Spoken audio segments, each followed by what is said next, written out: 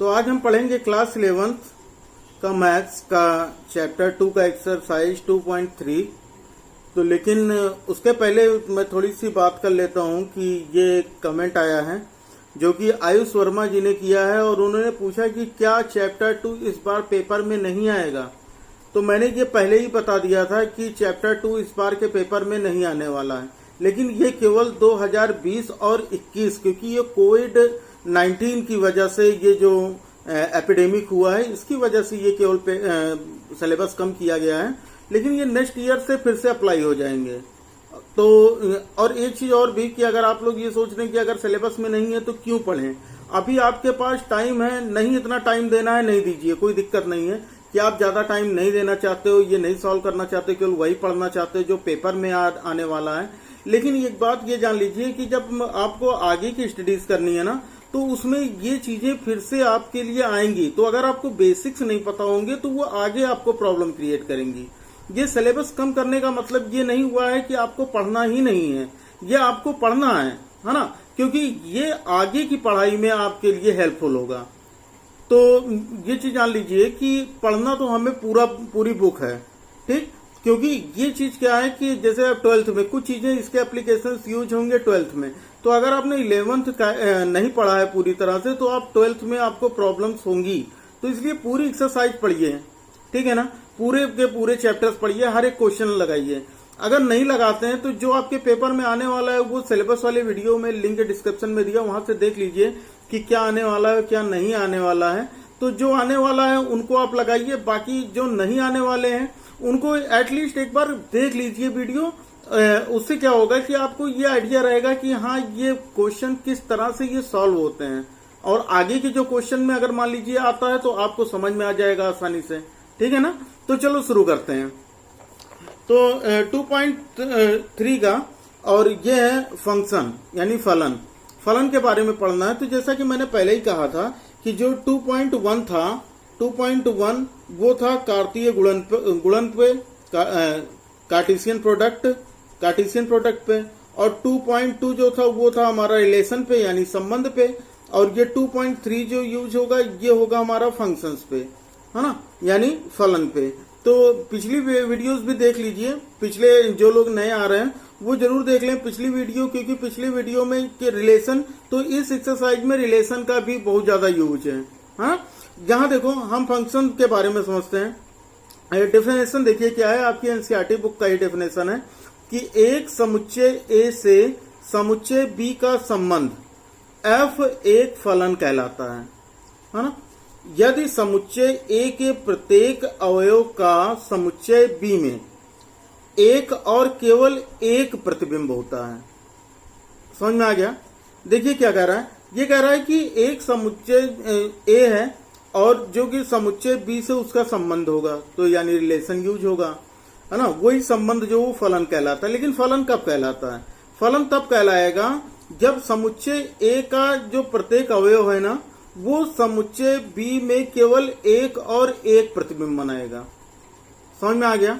चलो मान लेते हैं नहीं समझ में आया, नहीं समझ में आया तो कोई दिक्कत नहीं भाई, मैं किस लिए हूं, बताता हूं। क्या है कि जैसे ये एग्जांपल देखिए, ये कह रहा है कि जो रिलेशन होगा वही फलन होगा। लेकिन कैसे? जैसे हम ये कहते हैं कि रिलेशन है और रिलेशन होगा ए टू बी का, यही तो कहा ना इसने कि समुच्चय ए से समुच्चय बी का संबंध, तो ये हो गया समुच्चय ए का समुच्चय बी से संबंध।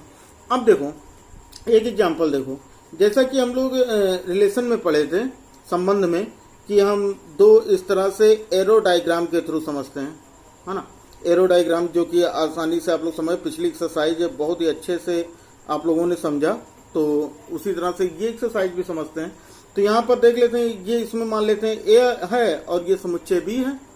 अब यहाँ पर क्या है, इसमें हम मान लेते हैं कि यहाँ पर हमारे तीन है, ए बी और ये सी, है ना। और यहाँ पर मान लेते हैं अली है, उसके बाद भानु है।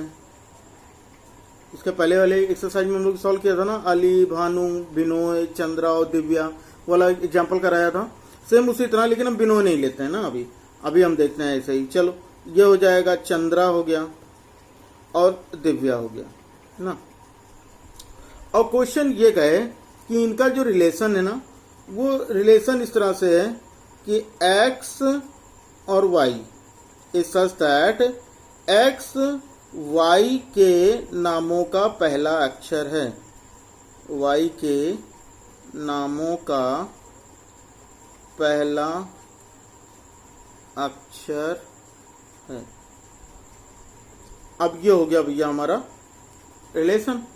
अब हम यहां पर क्या करते हैं कि देखो फंक्शन क्या बनेगा, फंक्शन बनेगा, कह रहा है कि x जो है वो y के नामों का पहला अक्षर है। तो यहां देखो a, तो a किसका, अली का, तो अली का पहला अक्षर है। उसके बाद b देखो भानु, तो ये भानु b, तो ये इसका पहला अक्षर है। फिर c, ये हो गया चंद्रा, तो यानी ये c चंद्रा का पहला अक्षर है। तो ये हो गए। यहां पर देखो, यहां पर क्या हो गया कि जो रिलेशन बना ना, वो रिलेशन कुछ इस तरह से बना कि अगर हम इसको रोस्टर रूप में लिखें तो ए का किससे बना, अली से, है ना, बी का भानु से, और सी का चंद्रा से। ये बन गया हमारा रिलेशन। लेकिन कंडीशन क्या कह रहा है, फिर से देखो एक बार डेफिनेशन। ये कह रहा है कि समुच्चय ए से समुच्चय बी का संबंध, तो ये तो है समुच्चय का समुच्चय बी से संबंध, है कि नहीं। एफ एक फलन कहलाता है कब, जब इसके दोनों रूल फॉलो करेंगे। पहला ये कह रहा है यदि समुच्चय ए के प्रत्येक अवयव का समुच्चय बी में, तो देखो प्रत्येक एक जो समुच्चय है, ए है, बी है, सी है कि नहीं है, ए है, बी है, सी है, तीनों है, तो एक प्रत्येक अवयव का समुच्चय बी में है, चलो है, ठीक है। फिर दूसरी कंडीशन ये कह रहा है एक और केवल एक प्रतिबिंब होता है। तो देखो सबका एक ही प्रतिबिंब तो है, ए का अली केवल एक है, बी का भानु एक है, सी का चंद्रा एक है, तो सबके एक ही अवयव तो बन रहे हैं। समझ में आ गया ना। तो यहां पर देखो क्या होना चाहिए कि प्रत्येक के अवयव बी में होने चाहिए, प्रत्येक के एक अवयव बी में होना चाहिए, और सबका केवल और केवल एक प्रतिबिंब बनना चाहिए। याद रखिए केवल एक, अगर दो बन गया ना तो वो फलन नहीं होगा। तो हम इसको किस तरह से लिखते हैं, इसको हम इस तरह से, जो फलन होता है तो इसको हम ऐसे लिखते हैं एफ ऑफ एक्स या जी ऑफ एक्स या एफ, केवल इस तरह से लिख देते हैं, है ना। तो कुछ भी लिख सकते हैं, टी ऑफ एक्स, वो आपके पेपर क्वेश्चन में दिया रहेगा कि आपको क्या लिखना है। अगर नहीं दिया होगा तो आप केवल एफ लिख सकते हो, एफ एक्स लिख सकते हो, आप कुछ भी लिख सकते हो। तो हम इसको हम क्या लिख सकते हैं, इसको हम क्या है, ये फलन है। बात आ गई समझ में। अब देखो अभी भी नहीं समझे, चलो फिर दूसरा एग्जांपल देखते हैं। क्या कर रहा है कि एक फिर से हम देखते हैं एक एरो डायग्राम से एक एग्जांपल और ले लेते हैं ना। एक एग्जांपल ये है, यही सेम एग्जांपल ही लेते हैं। क्या दो एरो डायग्राम बनाते हैं, एक ये हो गया और एक ये हो गया ना। यहां पर कौन कौन से थे, अगर हम मान ले ए, बी, सी, डी और ई मान लेते हैं, 5 हैं, ठीक। उसके बाद यहां पर कौन कौन हो गया, अली हो गया, एक बिनोय हो गया, एक चंद्रा हो गया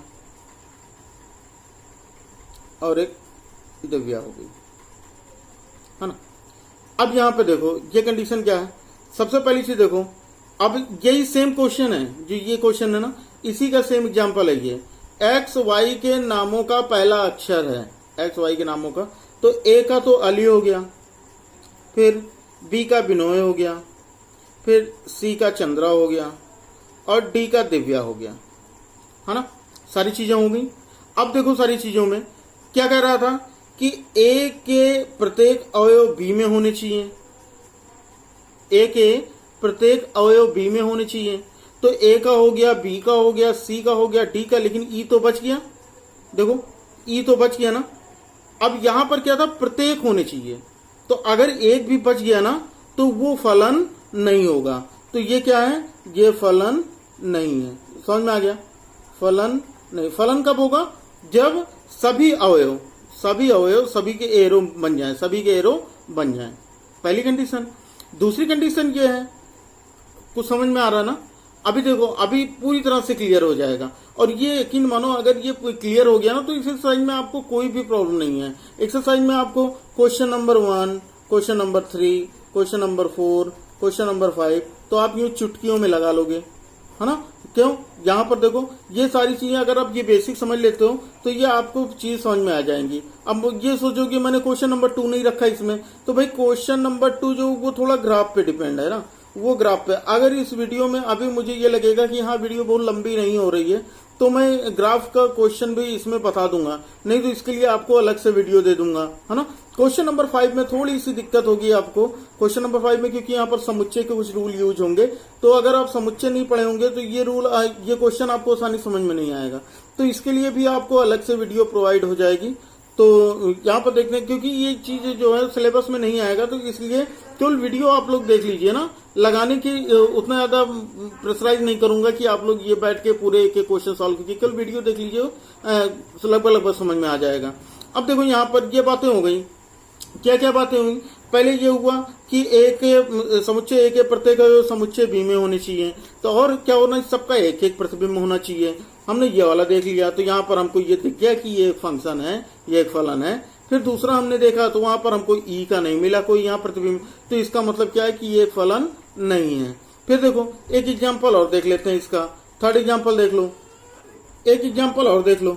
ये क्या है कि फिर से हम देख लेते हैं, दो हमारे क्या है, ऐसे ये दो फिगर ड्रॉ कर लेते हैं, और ये हो गया समुच्चय ए और ये हो गया समुच्चय बी। सेम वही चीजें लिखते हैं यहाँ पर, ए बी सी और ये डी, ठीक है ना।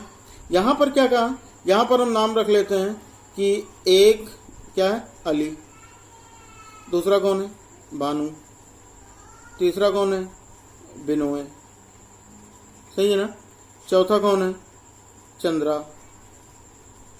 और पांचवा कौन है, दिव्या। हो गया, सारे के सारे वही रूल, बिल्कुल क्वेश्चन वही यूज है जो हम इधर पढ़े ना, वही सारे के सारे कि एक्स वाई के नामों का पहला अक्षर है, तो वही सेम चीज हम यहाँ पर भी यूज करेंगे। तो ए का क्या हो गया, अली हो गया, है ना, बी का बानू हो गया, और बी का बिनोय भी हो गया, सी का चंद्रा हो गया, और डी का दिव्या हो गया। पहली कंडीशन में हमने क्या कहा, पहली कंडीशन में ये पढ़ा कि समुच्चय ए का प्रत्येक अवयव समुच्चय बी से संबंध होना चाहिए, तो भाई सबका संबंध तो है, तो पहला रूल तो हो गया। लेकिन दूसरा ये कह रहा है कि ए का जो प्रतिबिंब है ना, वो बी में केवल और केवल एक होना चाहिए। तो ए का तो एक है, लेकिन बी के देख लो, एक तो भानु हो गया और दूसरा क्या हो गया, विनोय हो गया। तो एक भानु हो गया, एक विनोय, तो इसका मतलब इसके कितने प्रतिबिंब बन गए, इसके दो प्रतिबिंब बन गए, इसके दो प्रतिबिंब बन गए। तो इसका मतलब क्या है कि ये फलन नहीं है, ये फलन नहीं है। समझ में आ गया, समझ में आ गया ना। क्या होना चाहिए कि सबका इसमें जो ना ए का बी में बी से संबंध होना चाहिए, और संबंध कैसा होना चाहिए कि ए का जो प्रतिबिंब बनेगा बी में, वो केवल और केवल एक बनेगा। अगर वहां पर दो बन गए या तीन बन गया, है ना, या इसमें कोई बच गया जिसका प्रतिबिंब नहीं बन रहा है, तो वो फलन नहीं होगा, तो वो फलन नहीं होगा। क्लियर है। एक और देख लो, देखो क्या है कि जैसा मान लेते हैं कि एक ये कंडीशन बन गई कि, फिर से देखते हैं, एग्जांपल ही देखते हैं अभी, क्या कि ये दो हमारे हो गए फिगर, ऐसे एरो डायग्राम हम क्रिएट करते हैं ना, ये ए हो गया, ये बी हो गया, यानी समुच्चय ए है। यहाँ पर ए बी सी और ये डी, चार ये हो गए। यहाँ पर क्या है, एक दो तीन और ये चार। यहाँ पे कंडीशन क्या है कि जो ए है ना, उसका वन से रिलेशन है, संबंध है, बी का भी वन से रिलेशन है, सी का भी वन से रिलेशन है, और डी का भी वन से रिलेशन है। सबका ए का वन से रिलेशन है, बी का वन से रिलेशन, सी का वन से, बाकी किसी से कोई रिलेशन नहीं है, लेकिन वन है, सबका रिलेशन वन से है। तो क्या आप बताओ कि क्या ये एक फलन होगा, क्या ये एक फलन होगा? आपको क्या लगता है कि फलन हो सकता है? भाई बिल्कुल हो सकता है। जो रूल था सारे के सारे कि ए का जो अवयव समुच्चय ए है, उसका समुच्चय बी से संबंध होना चाहिए, तो चलो ठीक है, संबंध तो है भाई इसमें। दूसरी चीज ने ये कहा कि ए का प्रत्येक अवयव समुच्चय बी में हो और केवल एक और एक प्रतिबिंब बनाता हो, तो देखो इसका भी एक प्रतिबिंब, इसका भी एक, सी का भी एक और डी का भी एक, सबका एक है। तो इसका मतलब क्या है, ये एक फंक्शन है, यानी ये फलन है। ठीक है ना? कोई दिक्कत हो तो बताइए कमेंट बॉक्स में। कोई दिक्कत नहीं, चलो देखते हैं आगे। अगला एग्जांपल ये देखो कि फिर से हम देख लेते हैं। ये दोनों फिगर ऐसे बना लेंगे और ये हो गया ए और ये हो गया समुच्चय बी। इसमें हम मान लेते हैं ए है, बी है और ये सी है ना? और यहां पर इसमें बी में 1 2 3 और ये 4 है। संबंध देखो, ए का संबंध 1 से है ना? और बी का संबंध 2 से है, बी का संबंध 3 से भी है, ठीक, और सी का संबंध 4 से है। तो बताओ क्या ये फलन है? क्या ये फलन है? भाई तुरंत आपने समझ लिया भाई ये फलन नहीं है। क्यों? क्योंकि यहाँ बी के कितने प्रतिबिंब बनना है? 2, और कितने बनने चाहिए? केवल और केवल 1 प्रतिबिंब बनना चाहिए। और सभी के इसमें जो ए का सारे के सारे अवयव हो, सबका समुच्चय संबंध बी के समुच्चय से होना चाहिए, है ना? तो है, तो ये तो है, चलो ठीक है कि ए का संबंध बी से है, सभी अवयव जितने हैं उसका संबंध बी के अवयव से है। लेकिन दूसरी कंडीशन में जो ये कहा था कि बी के जो इसके अवयव होंगे उसके केवल बी में 1 प्रतिबिंब बनेंगे, लेकिन यहाँ पर कितने बन गए? 2। तो इसका मतलब क्या है कि ये फलन नहीं है ना? इसमें ये एक्स होता है, ये वाई होता है। एक चीज ये भी जान लो कि फंक्शन में ना कभी वाई नहीं लिखते हैं हम। रिलेशन में क्या लिखते थे? यहाँ एक्स लिख लिया, यहाँ पे वाई लिख लिया।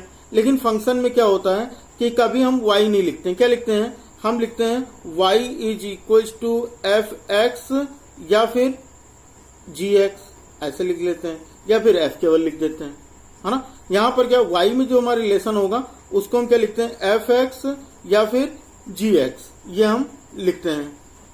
जैसे एक क्वेश्चन समझते हैं।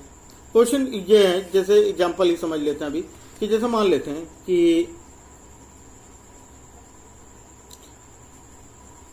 ए एग्जाम्पल है कि ए जो है वो इसमें समुच्चय है 1 2 और 3 का, ठीक है ना?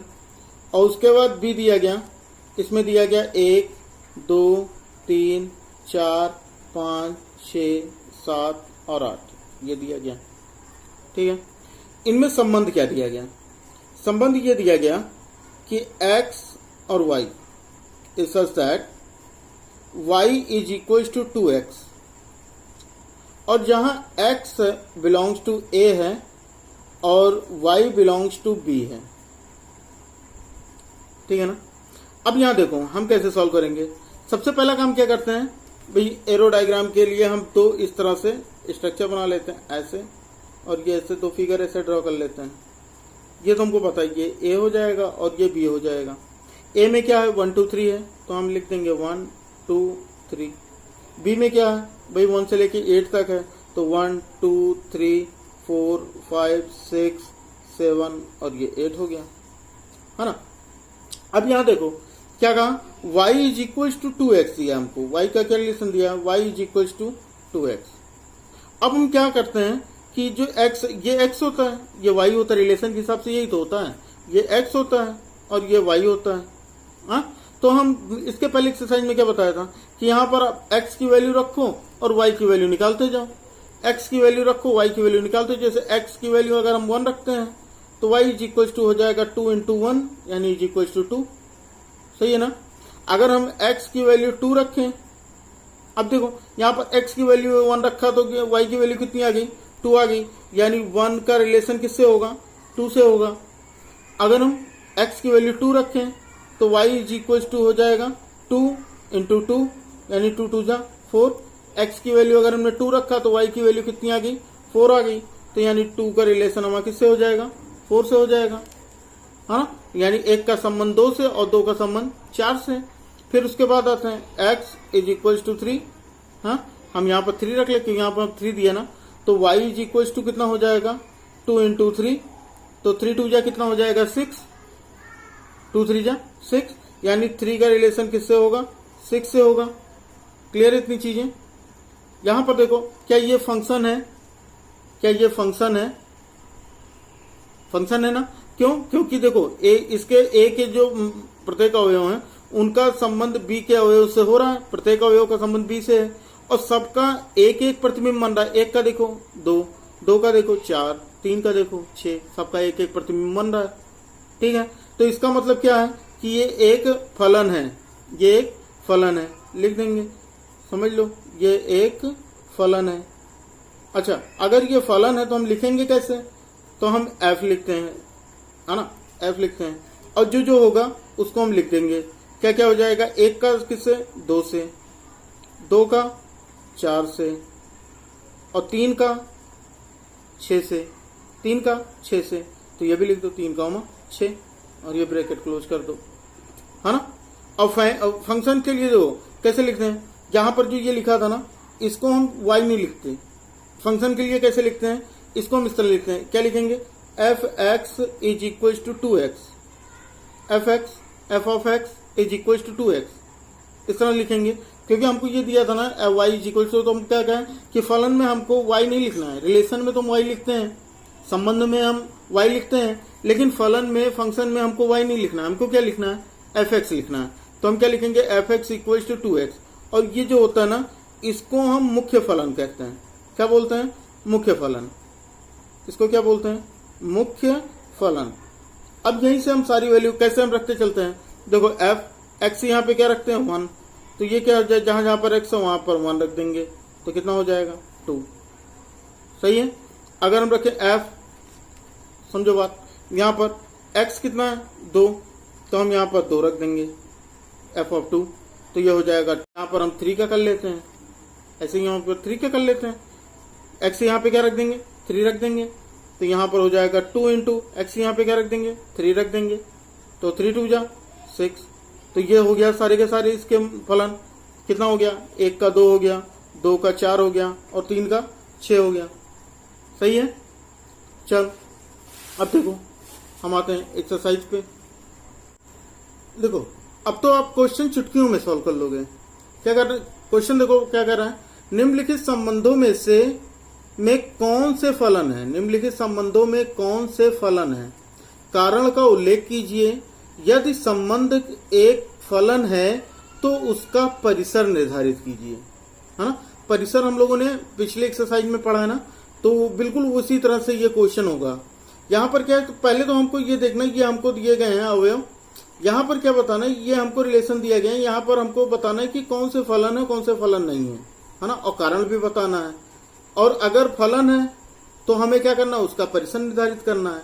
चलो देखते हैं। पहला क्वेश्चन दिया गया है, जो सेट दिया गया है वो क्या है? संबंध 2 1 5,1 8,1 11,1 14,1 और 17,1। तो हम क्या करेंगे? बिल्कुल उसी तरह से हमको करना है, हाँ, बिल्कुल उसी तरह से। कैसे? हमको ये एरो डायग्राम से। तो हम क्या करेंगे? सबसे पहले हम क्या करेंगे कि हम बना लेते हैं एक फिगर, इस तरह से हम ये ड्रा कर लेते हैं ना,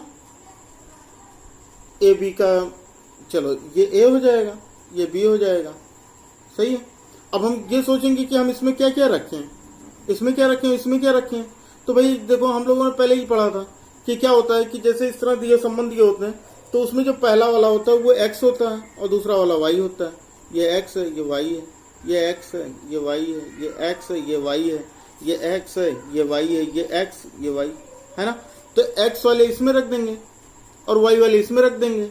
यही तो पढ़ देना है रिलेशन में, संबंध में। तो बिल्कुल वही करना है। क्या है? 2 है, 5 है, 8 है, तो ये सारे रख दो। 2 हो गया, फिर 5 हो गया, फिर 8 हो गया, फिर 11 हो गया, फिर 14 हो गया, और उसके बाद 17 हो गया। हो गए सारे ए में। बी में क्या होते हैं? वाई के होते हैं। तो वाई का क्या है? 1 है, फिर 1 है, फिर 1 है, फिर 1 है, 1 है, 1 है, सब एक ही तो है। तो हम बार बार 1 नहीं लिखेंगे। यह हमने समुच्चय में पढ़ा है ना कि कोई भी अवयव रिपीट नहीं होना चाहिए, कोई भी अवयव रिपीट नहीं होना चाहिए। तो इसका मतलब क्या है कि इसका केवल एक ही अवयव, वो क्या है? 1 है। हम बीच में लिख देते हैं, काट देते हैं इसको। तो यहाँ पर क्या है? केवल 1 है, और सबका रिलेशन बैठा देते हैं, हाँ। 2 का 1 से, तो हमने देख लिया भाई 2 का 1 से। 5 का 1 से, तो 5 का 1 से। फिर 8 का 1 से, तो 8 का भी 1 से कर दिया। 11 का 1 से, तो 11 का भी 1 से कर दिया। उसके बाद 14 का 1 से तो 14 का भी 1 से कर दो, 17 का 1 से तो 17 का भी 1 से कर दो। भाई ये सीधे सीधे अपन सर्कलिंग क्रॉस हो गया। मेरी आर्ट बहुत अच्छी नहीं है, मेरी ड्राइंग कुछ ज्यादा ही बुरी है, तो समझ गए होंगे आप। तो यहाँ पर क्या देखो, तो इसमें देखो हमको ये बताना सबसे पहले कि फलन है कि नहीं है। तो फलन के लिए क्या बताया कि ए का जो प्रतिबिंब है ना, वो बी में सबके सभी अवयव का प्रतिबिंब बी में केवल और केवल एक बनना चाहिए, केवल और केवल एक। तो देखो सबका तो बन रहा है, 2 का बना 5, 8, 11, 14, 17, सबका तो बन रहा है, और सबके एक ही बन रहा है जो कि 1 है, सबका एक ही बन रहा है। तो दोनों रूल तो फॉलो कर रही है ना, दोनों कंडीशन को फॉलो कर रहा है। तो इसका मतलब क्या है कि ये एक फलन है ना, ये एक फलन है। तो हम कैसे लिखेंगे, हम लिख देंगे कि समुच्चय ए का, क्या लिखेंगे, समुच्चय ए का प्रत्येक अवयव का, प्रत्येक ए के प्रत्येक अवयव का, ये लिखते हैं ना, प्रत्येक अवयव का केवल और केवल, केवल और केवल एक प्रतिबिंब समुच्चय बी में है, समुच्चय बी में है, ये लिख देते हैं। सही है। तो इसका मतलब क्या है, अतः यह एक फलन है, अतः यह एक फलन है। आसान है, बहुत ही आसान है। बेसिक समझ गए होंगे तो आप क्वेश्चन आराम से कर देंगे इसके। ठीक है। फिर हमको क्या करना है, देखो यहाँ पर हमको ये बताना है कि बताओ भैया तो इसका परिसर निर्धारित कीजिए। तो परिसर क्या होता है, परिसर इसमें से होता है। अगर ये कहता प्रांत, तो ए वाले में जितने होते हैं वो क्या होते हैं, ए वाले में ये सारे के सारे जिससे एरो जा रहे होते हैं वो प्रांत हैं, और जिस पर एरो आ रहे होते हैं वो क्या होता है, जिससे और जिस पे। तो जिससे एरो जा रहे हैं वो प्रांत है, और जिस पे एरो आ रहे हैं वो परिसर है। तो अगर हमें प्रांत इसमें पूछा जाता तो प्रांत क्या हो जाता, प्रांत हो जाता 2, 5, 8, 11, 14 और 17, यही तो होता। लेकिन हमसे क्वेश्चन में क्या पूछा गया, परिसर। तो जिस पर एरो आ रहा है तो किस पे एरो आ रहा है, एक पे, तो इसका परिसर क्या हो जाएगा, 1 हो जाएगा। सही है। तो हो गया हमारा क्वेश्चन नंबर 1 का पार्ट 1 सॉल्व हो गया बहुत ही आसानी से। अब देखो इसका दूसरा क्या दिया था, इसका जो सेकंड दिया ना वो दिया गया है, रिलेशन दिया गया है 2, 1, 4, 2, 6, 3, 8, 4, 10, 5, 12, 6 और 14, 7। तो क्या हो जाएगा, जो पहले वाले होंगे वो x होंगे और जो दूसरे वाले होंगे वो y होंगे, यही तो होता है। तो हम फिर वही चीज करते हैं, क्या करेंगे, सबका हम बना लेते हैं एरो डायग्राम। तो देखो ये हो गया, तो दोनों के एरो बना, दोनों के ऐसे 2 फिगर बना लो, ये और एक ये हो गया, ये ए हो गया और ये बी हो गया, है ना। क्या क्या कहा, इसमें कितना है, एक्स कितना है देख लो पहले। यहां पर कितना है, 2, 4, 6, 8, 10, 12, 14, यानी 2 के मल्टीपल हैं सारे के सारे। लिख देते हैं 2, 4, 6, 8, 10, 12 और 14, है ना। ये x हो गया। फिर y में देखो क्या क्या है, y में 1, 2, 3, 4, 5, 6, 7, तो ये है, ये लिख देते हैं। तो ये सारे लिख दो, 1, 2, 3, 4, 5, 6 और 7 हो गया। सबका रिलेशन देख लो, एक किस है, देखो 2 और 1, 3 और 4, यही तो बनना ना। 2 का 1 से, 4 का 2 से, 6 का 3 से, ऐसी तो बनना है। 8 का 4 से, तो सबका बना दो ऐसे।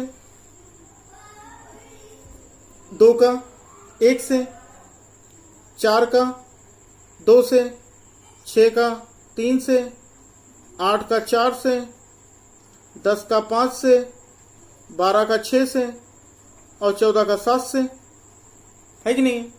सबके देखो एक जो है ना सबके सबके प्रतिबिंब बी में बन रहे हैं, तो पहला हो गया, पहली कंडीशन। दूसरी कंडीशन, सबका केवल एक प्रतिबिंब बनना चाहिए, केवल और केवल एक।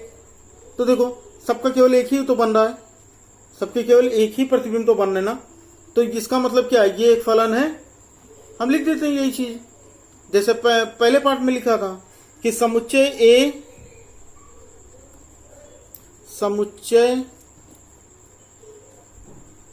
ए के प्रत्येक अवयव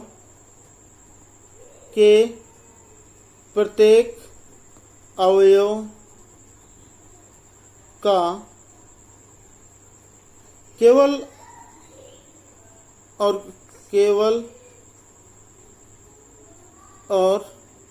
एक प्रतिबिंब है, केवल और केवल एक प्रतिबिंब समुच्चय बी में है, एक प्रतिबिंब समुच्चय बी में है, बी में है। तो ये क्या है, अतः यह एक फलन है, अतः यह एक फलन है। क्लियर है। अब देखो दूसरी चीज, अब यहां पर इसने कहा कि भैया इसका परिसर बताओ, तो ये वाला जो होगा समझ गए होगे, जिससे एरो जा रहे हैं वो क्या है, प्रांत है, और जिस पर एरो जा रहे हैं वो परिसर है, जिससे जिस पर, है ना। लैंग्वेज समझो क्या कह रहे हैं, सेंटेंस क्या है, जिससे तो प्रांत, जिस पर परिसर। तो लिख देंगे भाई, हम प्रांत पूछा तो नहीं है लेकिन बता देते हैं प्रांत कैसे। अगर मान लो आज कहीं मिलता है पेपर में, इस साल तो नहीं मिलेगा लेकिन अगर मान लेते हैं कि मिलता भी है, तो ये केवल 2020 और 2021 के लिए कटा है ना, आगे नहीं कटेगा, आगे आपको करना ही करना है। तो यहाँ प्रांत क्या हो जाएगा इसका, 2, 4, 6, 8, 10, 12 और 14, यह हो गया। उसके बाद परिसर, जिस पर एरो आ रहे हैं, तो किस पे आ रहे हैं, बी पे, सारे के सारे पे आ रहे हैं। तो 1, 2, 3, 4, 5, 6 और 7 हो गया, ये इसका परिसर हो गया। तो हो गया हमारा क्वेश्चन नंबर 1 का पार्ट 2 भी हो गया, है ना। क्वेश्चन नंबर 3 देखते हैं, इसका पार्ट 3। तो इसके पार्ट 3 में क्या है, देखो खुद ही कर लोगे। क्या है, 1, 3, 1, 5 और 2, 5। 1, 3, 1, 5 यानी ये x हो गया, ये y हो गया, ये x, ये y, ये x, ये y। आपको ये पेपर में नहीं लिखना, ये आप प्रैक्टिस करोगे तो खुद ही आप समझ जाओगे, ठीक है ना। तो ये आपको पेपर में नहीं लिखना है, एक्स वाई तो मैं आपको फिर समझाने के लिए बताता हूँ। तो ये समझो रहे हो कि पहला वाला जो होता है वो x होता है और दूसरा वाला जो होता है वो y होता है। तो भाई हम सॉल्व कर लेते हैं इसको।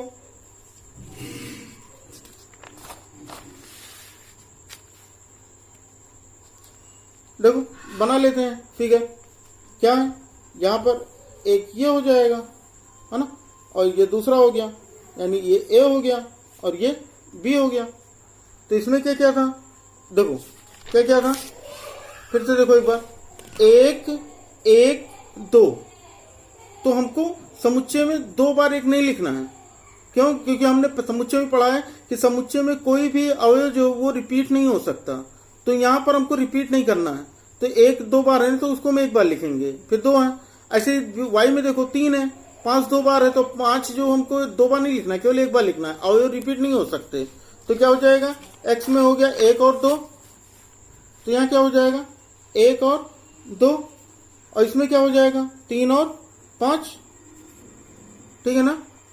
तो यहाँ पर देखो क्वेश्चन में क्या कहता है, 1 जो है वो 3 से, फिर 1 का 5 से, फिर 2 का 5 से। देखो 1 का 3 से, तो 1 का 3 से रिलेशन कर दो, 1 का 3 से, फिर 1 का 5 से, तो 1 का 5 से रिलेशन कर दिया, ये हो गया। फिर 2 का 5 से, तो भाई 2 का भी 5 से रिलेशन बना दो, ये बन गया। अब ये समझो कि ये क्या कहा कि ए से बी के संबंध होने चाहिए, तो ए के प्रत्येक अवयव का संबंध बी से तो है, पहली तो कंडीशन ठीक है। लेकिन दूसरी कंडीशन क्या कहती है, दूसरी कंडीशन कह रही है कि ए के प्रत्येक अवयव का बी में केवल और केवल एक प्रतिबिंब होना चाहिए। और यहां पर देखो कितने प्रतिबिंब हो रहे हैं, 1 के 2, यानी 1 का 3 भी हो रहा है और 5 भी हो रहा है। तो इसका मतलब क्या है कि ये एक फलन नहीं है, ये एक फलन नहीं है। तो हम क्या लिख देंगे, हम लिख देंगे ए के एक अवयव, ए के एक अवयव कौन सा, एक से जा रहा ना, तो हम वो एक लिख देते हैं यहां। एक में दो प्रतिबिंब, दो प्रतिबिंब कौन कौन से, 3 और 5, वो भी लिख दो, 3 और 5 ये लिख दिया। दो प्रतिबिंब बन रहे हैं, अतः यह एक फलन नहीं है, यह एक फलन नहीं है। क्लियर है। अब भैया अगर फलन नहीं है तो इसके प्रांत और परिसर निकालने की तो हमको आगे कोई जरूरत ही नहीं है, क्योंकि क्वेश्चन में यही कहा था कि जो फलन है तो उनके परिसर बताओ, तो इसमें तो फलन है ही नहीं, तो हमको परिसर निकालने की जरूरत भी नहीं। तो ये हो गया हमारा क्वेश्चन नंबर 1 का थर्ड भी, यानी क्वेश्चन नंबर 1 हमारा कंप्लीट हो गया। तो देखो जितना बेसिक समझे थे उतने पे तो यूज हुआ, हाँ। अब हम देखते हैं क्वेश्चन नंबर 3। हाँ, क्वेश्चन नंबर 2 के बारे में बता देते हैं। क्वेश्चन नंबर 2 जो है वो ग्राफ्स पे है, वो ग्राफ्स पे है, तो आपके सिलेबस में भी नहीं है, और ग्राफ्स के लिए थोड़ा सा मुझे बेसिक और बताना पड़ेगा, तो उसके लिए अलग से वीडियो प्रोवाइड करा दूंगा आपको, ठीक है ना। तो चैनल को लेकिन सब्सक्राइब करके रखो, बेल आइकन को दबा के रखो, ठीक है, क्योंकि जब वीडियो अपलोड होगी तो जरूरी नहीं कि हर वीडियो लाइव ही आए, हो सकता है जो छोटे टॉपिक्स हों 5 मिनट के, 2 मिनट के या 10 मिनट के, ऐसे कोई टॉपिक्स होते हैं ना, तो उसकी डायरेक्ट वीडियो अपलोड कर देता हूँ, वो लाइव आने का कोई मतलब नहीं बनता, ठीक है ना। वो आपके लिए अलग से टॉपिक वो हो जाता है, वो वीडियो अलग से, कि जब भी आपको जरूरत होगी तो वो आपको मिल जाएगी। पूरी वीडियो में अगर 2 घंटे की वीडियो में वो सारे टॉपिक अगर इंक्लूड कर दूंगा ना, तो आपको अगर कभी ढूंढना होगा तो ढूंढने में प्रॉब्लम होगी। तो इसलिए इस तरह की चीजें जो होंगी वो छोटी चीजें, जैसे एक क्वेश्चन बताना हुआ उसका कुछ अलग रूल है, तो उसके लिए आपको पूरा बेसिक कॉन्सेप्ट बताऊंगा उसके बाद, क्योंकि यहाँ पर मैं आपको सॉल्यूशन नहीं बता रहा हूँ। सॉल्यूशन बताने के लिए तो बहुत सारे यूट्यूब चैनल्स हैं, बहुत सारे चैनल हैं, बहुत सारे कोचिंग्स हैं, बहुत सारे वेबसाइट्स हैं जो आपको सॉल्यूशन दे देंगे। यहाँ सॉल्यूशन नहीं बता रहा हूँ, यहाँ आपको ये मैथ सॉल्व कैसे करना है ये सीखना है। क्लियर है ना, इसलिए केवल मैं मेहनत कर रहा हूँ, बाकी आपको सॉल्यूशन से मेरा कोई मतलब नहीं। मैं सॉल्यूशन देखो हर तरह की फिगर बता के आपको समझाने की कोशिश करता हूँ। अगर आपको सही समझ में आता फिर भी आप कमेंट बॉक्स में बताया करिए, ठीक है ना, फिर मैं कोशिश करूंगा आपको अगले वीडियो में बताने की। ओके, चल, लेकिन अगर वीडियो आप 3-4 बार देख लेंगे ना, एक बार में नहीं समझ में आता, 3-4 बार देख लेंगे तो आप खुद ही आपको ये चीजें समझ में आने लगेंगी। कोई बहुत बड़ी चीज नहीं है मैथ, ठीक। चलो आते हैं क्वेश्चन नंबर 3 पे। अगला देखते हैं प्रश्न तीसरा। एक फलन f of x is equal to 2x minus 5 द्वारा परिभाषित है, निम्नलिखित के मान ज्ञात कीजिए। पहला दिया गया है f ऑफ 0, दूसरा दिया f ऑफ 7 और तीसरा दिया f ऑफ -3। तो अभी मैंने बताया था कि ये क्या होते हैं, जो fx करके ये हो जाते हैं मुख्य फलन, है ना, ये मुख्य फलन हो जाते हैं। तो यहां पर क्या क्या दिया गया हमें, ये दिया गया f(x) is equal to 2x minus 5, ये हमको दे दिया गया। अब हमको ये कहा गया कि इसकी सारी की वैल्यू निकालो। तो पहला क्या दिया गया, f0, पहला दिया गया f0, तो हम यहां रख लेते हैं, x यहां पर 0 रख लेते हैं, तो ये हो जाएगा 2 इंटू 0 माइनस 5। हाँ, अब यहां पर इसको सॉल्व करो भाई, तो ये क्या हो जाएगा, 2 का 0 से मल्टीप्लाई हो गया 0 माइनस 5, तो यानी f0 की वैल्यू हो जाएगी कितनी, -5। सही है। दूसरा देखो, यहां पर क्या कहा, f7, तो यहां पे क्या हो जाएगा 2 इंटू 7, क्योंकि x यहां पे हमको 7 रखना है, -5, तो ये -5 हो गया, 2 7 जा 14, और ये -5, तो 14 माइनस 5 कितना हो जाएगा, 9। तो इसका मतलब f ऑफ 7 की वैल्यू हो गई 9। अब देखो इसी में थर्ड क्वेश्चन भी देख लो। थर्ड कहा गया f ऑफ -3, तो हम क्या करेंगे, हम यहीं पर रख लेते हैं थर्ड, f ऑफ -3, तो यहां पर 2 इंटू ये हो जाएगा x, यहां पर कितना रख देंगे, -3 रख देंगे, और ये -5 इसमें दिया है क्वेश्चन में, देखो ये तो दिया ना, f(x) की वैल्यू 2x माइनस 5, तो x यहां पर हमने क्या रख दिया, -3, x यहां पर जहां पर x था वहां पर -3 रख दिया, -5 हो गया। अब इसको सॉल्व कर देते हैं, तो हो जाएगा 2 3 जा -6 और ये हो गया -5, तो माइनस माइनस प्लस होगा, साइन माइनस का लगेगा, 6 एंड 5 हो गया 11 यानी -11, यानी एफ ऑफ -3 की वैल्यू हो गई -11। तो हो गया वहां क्वेश्चन नंबर 3 हो गया। हाँ कितना 2 मिनट भी नहीं लगे, सारे के सारे क्वेश्चन हो गए। तो बेसिक्स अगर आप समझे रहेंगे ना तो सारे क्वेश्चन आपको ऐसे हो जाएंगे।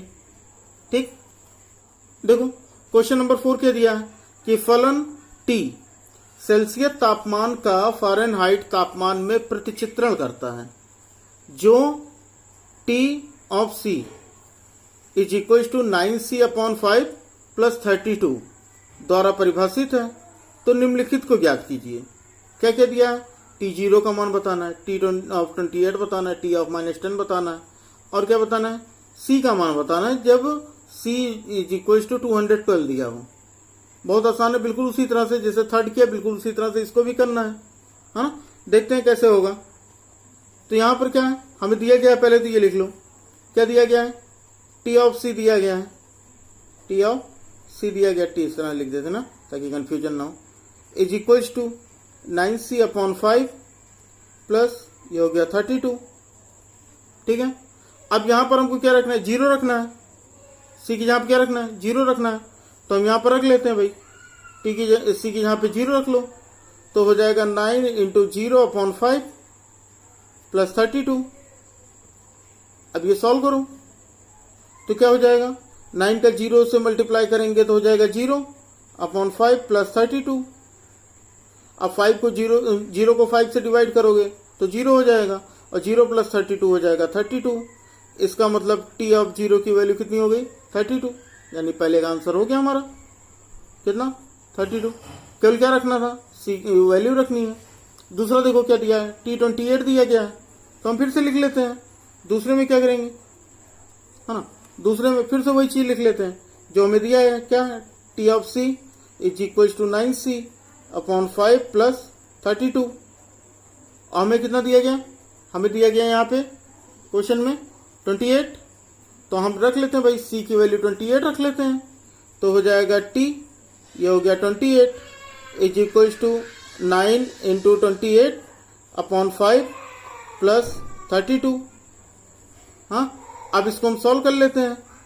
9 इंटू 28 मल्टीप्लाई करो, 9 इंटू 28 तो हो जाएगा 252/5 प्लस 32। अब हम इसको सॉल्व कर लेते हैं। यहां पर क्या हो जाएगा, इसका एलसीएम ले लो, 5 एलसीएम ले लो, तो ये 5 एलसीएम हो जाएगा, ये हो जाएगा 252, 252 ये हो गया, और 32 का 5 से गुणा कर दो, 32 का 5 से गुणा कर दो तो ये हो जाएगा 160। तो 252 प्लस 160 दोनों को जोड़ दो, तो 252 160 को जोड़ दोगे तो हो जाएगा 412, तो 412/5 यही हो जाएगा हमारा आंसर। ठीक है, क्या करना था, केवल हमको C की वैल्यू रख देनी, जो भी क्वेश्चन में दिया था। जैसे दिया 0 तो हमने 0 रख दिया, 28 दिया तो इसी में हमने 28 रख दिया। अब दिया है T ऑफ -10, तो हम इसी में C की जहां क्या रख देंगे, -10 रख देंगे। हाँ चलो देखते हैं। थर्ड, पहले तो हम लिख लेंगे क्या दिया था, हमें ये दिया था T of C is equal to 9c/5 plus 32, और हमें ये दिया गया कितना थर्ड में, -10, तो C की जहां पे हम क्या रख देंगे, -10 रख देंगे, तो 9 इंटू -10 हो गया /5, और ये हो गया प्लस 32। सही, सॉल्व कर दो भाई इसी को, तो ये हो जाएगा कितना, -90/5 प्लस 32। 9 का -10 से मल्टीप्लाई -90, अब ये डिवाइड कर दो, 5 × 5, 5 × 40 यानी -18 प्लस 32। अब 32 -18 प्लस माइनस प्लस का सोल्यूशन माइनस होता है, बड़े का आगे प्लस है तो भाई नंबर पॉजिटिव रहेगा, और 32 - 18 यानी 32 में से 18 घटाओगे, तो 32 में से 18 घटाएंगे तो हो जाएगा 14, यानी T ऑफ -10 की वैल्यू कितनी आ गई, 14 आ गई। अगला क्वेश्चन देखो, अगला क्वेश्चन ये दिया गया कि भाई C का मान बताओ। अगला क्वेश्चन देखो, अगला क्वेश्चन दिया गया कि C का मान बताओ। कब बताना है, जब हमको ये दिया गया कि C बराबर कितना दिया गया है, टी ऑफ सी, देखो कितना दिया गया 212, ये तो दिया गया ना, यहाँ देखो क्वेश्चन में 212 दिया गया, तो हमें सी का मान बताना है, तो भाई वैसे ही रख देना है हमको। क्या दिया था हमें दिया था, पहले लिख लेते हैं, क्या दिया था, T of C is equal to 9c/5 plus 32, ये हमें दिया ही था, और हमें इसकी वैल्यू भी, सी की वैल्यू भी दी गई, सी की वैल्यू हमें निकालनी है, सी की वैल्यू हमें निकालनी है, क्योंकि हमको क्या दिया गया, 212 दिया गया है, तो हम यहां पर क्या रख देंगे, 212, सी की यहां 212 रख देंगे, टी ऑफ सी, हमें सी की वैल्यू निकालनी है, तो ये हो गया 9c/5 प्लस 32, ठीक है। देखो हमें क्या दिया था, हमें टी ऑफ सी दिया है 212, हमसे कह रहा है सी की वैल्यू बता दो, तो सी की वैल्यू हम निकाल लेते हैं भाई, यहां पर हमने 212 रख दिया, और इक्वल टू 9c/5 प्लस 32, है ना। अब इस जो 32 32 है ना, इसको इधर ट्रांसपोज कर दो, तो ये प्लस है, उधर जाएगा तो माइनस हो जाएगा, ठीक। तो हम यहां पर इसको हम लेके जाते हैं, तो ये कितना हो जाएगा, 9c/5 9c/5 बराबर 212, और ये उधर गया तो -32 हो गया, सही है। अब यहां पर हो गया 9c/5 इज इक्वल टू 2 - 2 हो गया 0, उसके बाद 11 - 3 हो गया 8, तो यहां बचा 1, यानी 180 हुआ। अब c बराबर कितना हो जाएगा, 180 गुणे ये 5 उधर जाएगा, और ये 9 था इसका, तो ये इधर आएगा तो डिवाइड हो जाएगा, है ना। तो अगर ये कैलकुलेशन अगर नहीं आती तब भी बताइए, मैं कैलकुलेशंस के भी आपके लिए वीडियो प्रोवाइड करा दूंगा, वहां से आप कैलकुलेशन सीख जाए बिल्कुल बेसिक से, हाँ। तो ये हो जाएगा 9 1 जा 9, 9 2 जा 18, 9 2 18 हो गया, 20 बार चला गया, यानी सी की वैल्यू कितनी आ गई, 20 पंचे 100, यानी सी की वैल्यू कितनी आ गई, 100।